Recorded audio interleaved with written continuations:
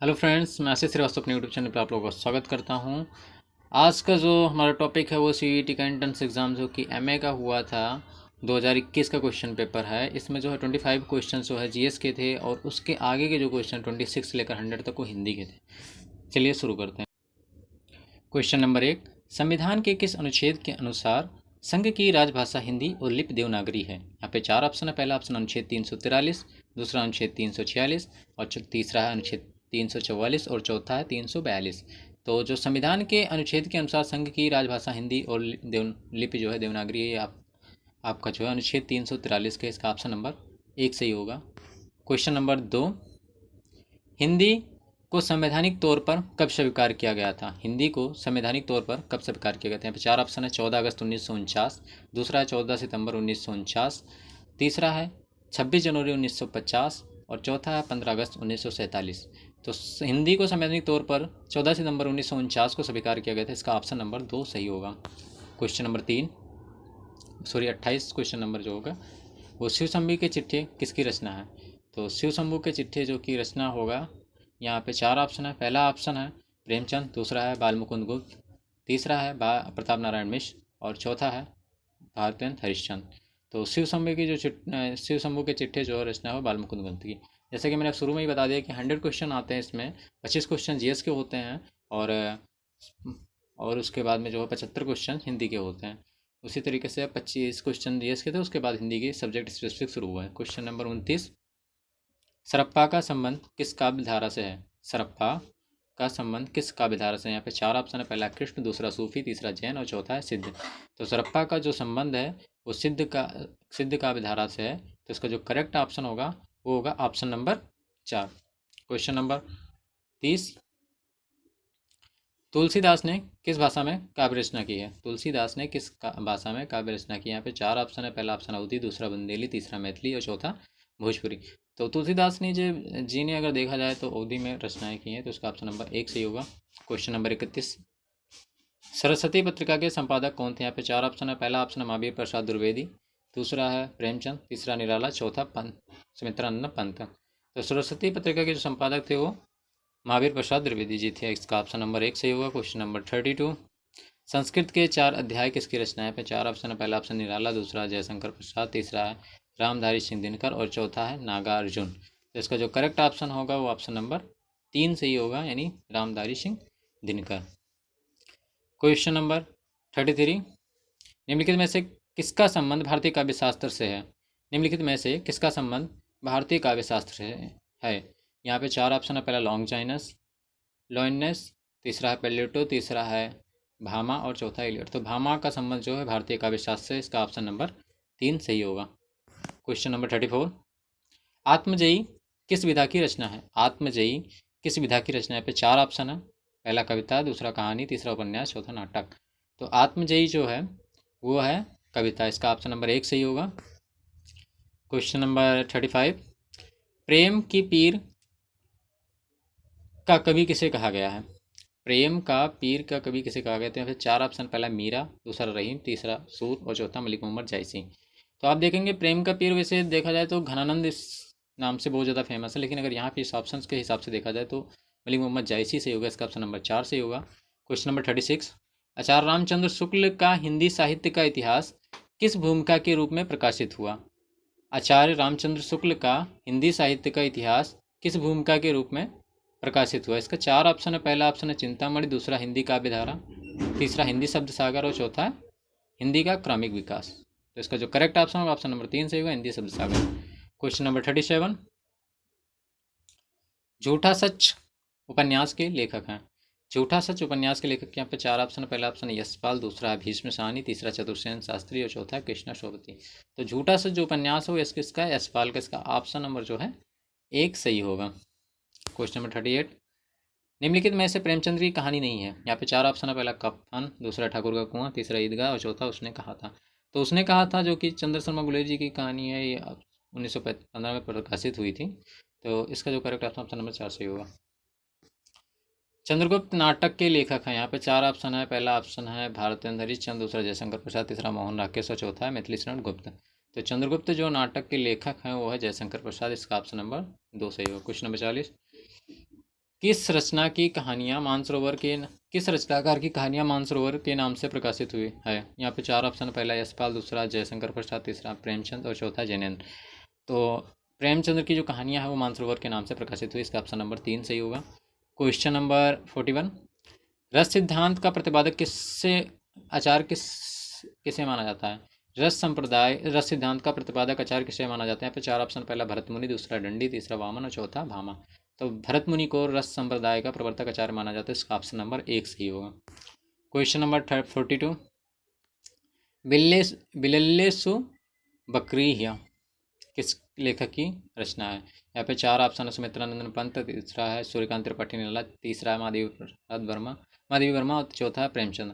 तो बिल्ले से बकरीर जो है ये उपन्यास है जो कि 1941 में प्रकाशित होता है, सूर्यकांत त्रिपाठी निराला जी का, इसका ऑप्शन नंबर 2 सही है। क्वेश्चन नंबर 43, गीत गोविंद किसकी रचना है? यहाँ पे चार ऑप्शन है, पहला ऑप्शन तुलसीदास, दूसरा ऑप्शन है सूरदास, तीसरा मीराबाई और चौथा है जयदेव। तो गीत गोविंद जो है जयदेव की रचना, इसका ऑप्शन नंबर 4 सही होगा। नेक्स्ट क्वेश्चन 44, देखन में छोटे लगे घाव करे गंभीर किस उक्त किस कवि की रचनाओं के बारे में विख्यात है? यहाँ पे चार ऑप्शन, पहला बिहारी, दूसरा देव, तीसरा कबीर और चौथा है तुलसीदास। तो देखन में छोटे लगे घाव करे गंभीर जो है ये बिहारी की रचनाओं के बारे में प्रसिद्ध है, इसका ऑप्शन नंबर 1 सही है। क्वेश्चन नंबर 45, लक्षण लक्ष्य ग्रंथों की रचना किस काल में? यहाँ पे चार ऑप्शन, पहला है आदिकाल, भक्तिकाल, रेतकाल और आधुनिक काल। तो रेतकाल में हुई थी बेसिकली, इसका ऑप्शन नंबर 3 सही होगा। क्वेश्चन नंबर 46, निम्नलिखित में से कामायनी का प्रथम सर्ग कौन सा है? निम्नलिखित में से कामायनी का प्रथम सर्ग कौन सा है? यहाँ पर चार ऑप्शन, पहला है श्रद्धा, दूसरा एड़ा, तीसरा आनंद, चौथा चिंता। तो पहला जो कामायनी का सर्ग है चिंता, इसका ऑप्शन नंबर 4 सही होगा। 47 क्वेश्चन, हिंदी कवि अमीर खुसरो के गुरु कौन थे? तो यहाँ पे चार ऑप्शन है, पहला शेख फरीद, दूसरा निजामुद्दीन औलिया, तीसरा शेख मोइनुद्दीन चिश्ती और चौथा वारिस शाह। तो हिंदी कवि अमीर खुसरो के जो कवि थे वो निजामुद्दीन औलिया थे, ऑप्शन नंबर 2 सही होगा। क्वेश्चन नंबर 48, क्वेश्चन नंबर 48, अष्टछाप के संस्थापक कौन थे? चार ऑप्शन, पहला सूरदास, दूसरा कुंभनदास, तीसरा वल्लभाचार्य और चौथा विट्ठलनाथ। तो अष्टछाप के जो संस्थापक थे वो थे विट्ठलनाथ, इसका ऑप्शन नंबर 4 सही होगा।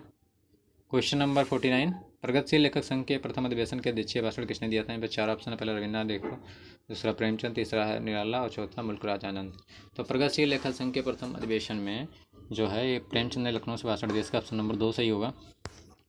क्वेश्चन नंबर 50, कितने पाकिस्तान के रचयिता कौन है? कितने पाकिस्तान के रचयिता कौन है? यहाँ पर चार ऑप्शन है, पहला ऑप्शन भीष्म शाहनी, दूसरा है राजेंद्र यादव, तीसरा आज्ञा, चौथा कमलेश्वर। तो कितने पाकिस्तान के जो रचयिता हैं वो कमलेश्वर हैं। क्वेश्चन नंबर 51, निम्नलिखित में से कौन सी रचना गजानन माधव मुक्तिबोध की नहीं है? क्वेश्चन नंबर 51, निम्नलिखित में से कौन सी रचना गजानन माधव मुक्तिबोध की नहीं? यहाँ पे चार ऑप्शन, पहला अंधेरे में, दूसरा भूल करती, तीसरा चांद का मुख टेढ़ा, चौथा असाध्य बीड़ा। तो असाध्य बीड़ा जो कि अज्ञे जी की रचना है, इसका ऑप्शन नंबर 4 से ही होगा, मुक्तिबोध की रचना नहीं है। क्वेश्चन नंबर 52, त्रिलोचन किस काव्य धारा के कवि हैं? यहाँ पे चार ऑप्शन, पहला प्रगतिवाद, दूसरा प्रयोगवाद, तीसरा छायावाद और चौथा है राष्ट्रवाद। तो इसका जो करेक्ट ऑप्शन होगा वो होगा प्रगतिवाद, जो कि प्रगतिवाद के 3 स्तंभों में जो त्रयी जिसे कहा जाता है वो त्रिलोचन, नागार्जुन और शमशेर हैं, जिसमें त्रिलोचन बहुत ही कम प्रसिद्ध हैं। तो इसका ऑप्शन नंबर जो है प्रगतिवाद पहला ही सही होगा।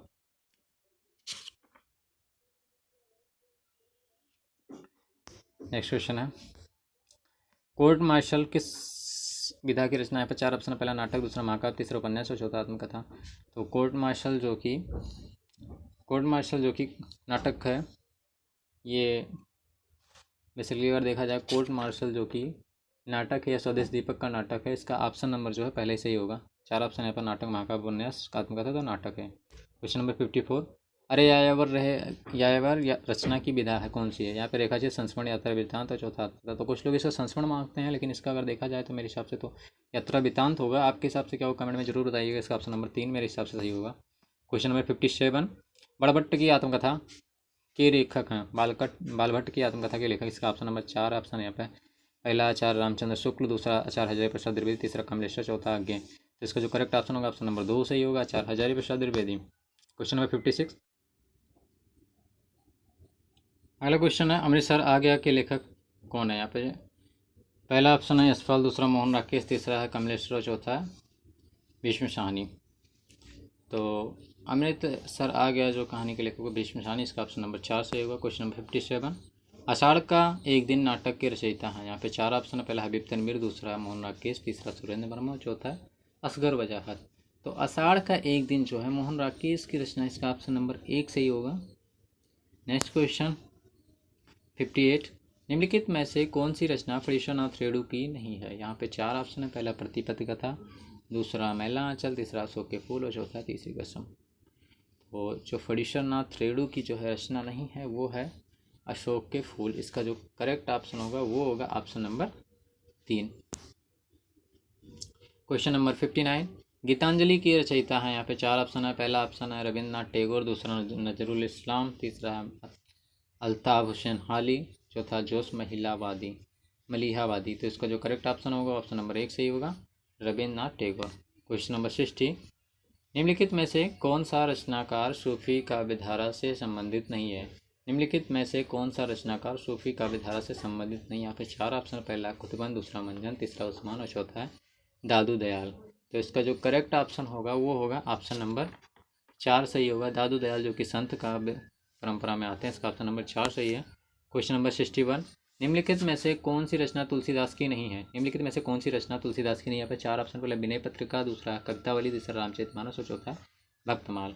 तो इसका जो करेक्ट ऑप्शन होगा ऑप्शन नंबर 4 से भक्तमाल, जो कि तुलसीदास की रचना नहीं है। क्वेश्चन नंबर 62, मजदूरी और प्रेम निबंध के लेखक। यहाँ पर चार ऑप्शन है, पूर्ण सिंह, दूसरा विवेकी राय, तीसरा कुबेरनाथ राय और चौथा है विद्यानिवास मिश्र। तो इसका जो करेक्ट ऑप्शन होगा ऑप्शन नंबर 1 सही है, पूर्ण सिंह।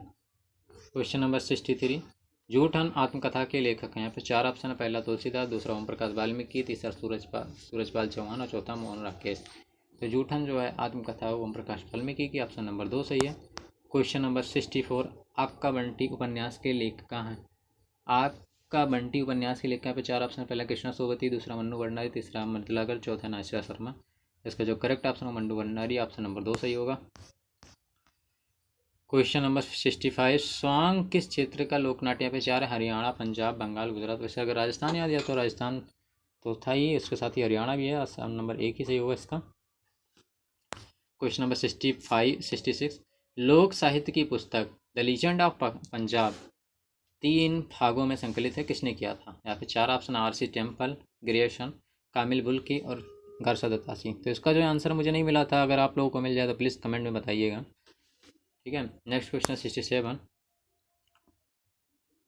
रचनाकार ने शिव शंभू की चिट्ठी में किस अंग्रेज अधिकारी पर व्यंग किया। यहाँ पर चार ऑप्शन है, लॉर्ड मैकाले, दूसरा वारेन हेस्टिंग, तीसरा लॉर्ड कर्जन और चौथा लॉर्ड क्लाइड। तो इसका जो करेक्ट ऑप्शन होगा लॉर्ड कर्जन, ऑप्शन नंबर 3 सही है।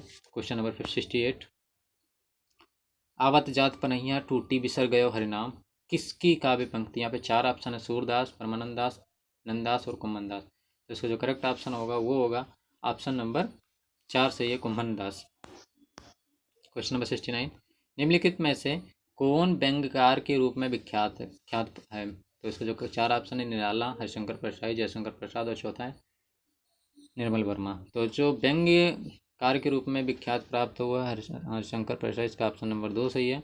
क्वेश्चन नंबर 70, कुरुक्षेत्र रचना के रचयिता कौन है।